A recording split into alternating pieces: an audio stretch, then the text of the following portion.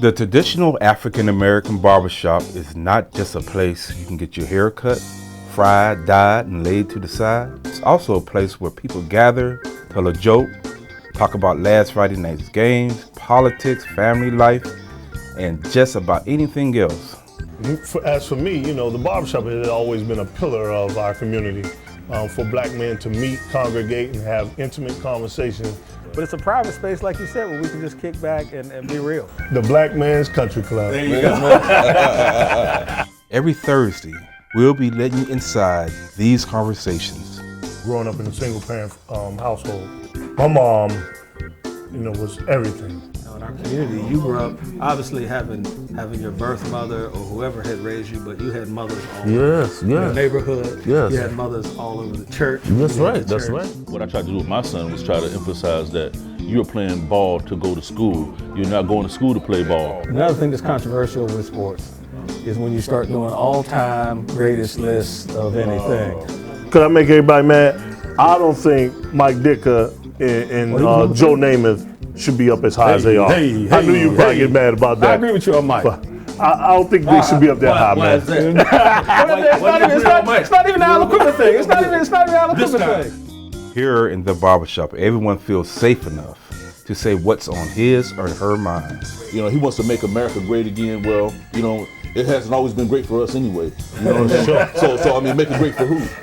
Now, I have to calm down before I respond. Because I said, if all lives matter, we wouldn't have to emphasize the fact that Black lives matter. That's really what's going on in this country. It's a historic value gap where we've historically not valued Black That's lives. right. You ever had experience, like you've been someplace and somebody in the neighborhood come to you and ask you, can they help you? What you doing here or whatever, Yes. Can you talk about that a little bit, how that feels? It's frustrating, first of all.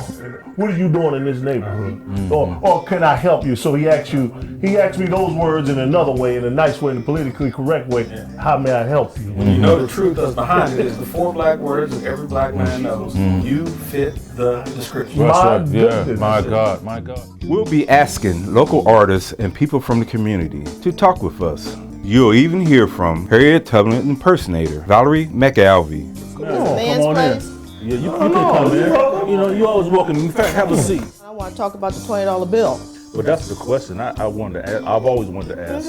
It's like, once you were free, why would you risk your life to come back and get other people? Your life was changed. You were set. You were delivered. Good question. Because these are my people. Standard question. Why comedy?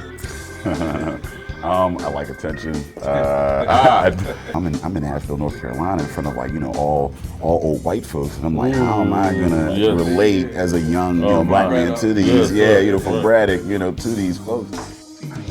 They called me or I called them, and I said, man, y'all better get down here, man. I'm getting ready to have a heart attack. So much damn bacon. They had the crackling bacon, they had the regular bacon, they had hot sausages, sweet sausages, and they had everything. Whether you need a cut or not, take a seat and join us every Thursday starting July 7th for Barbershop Talk.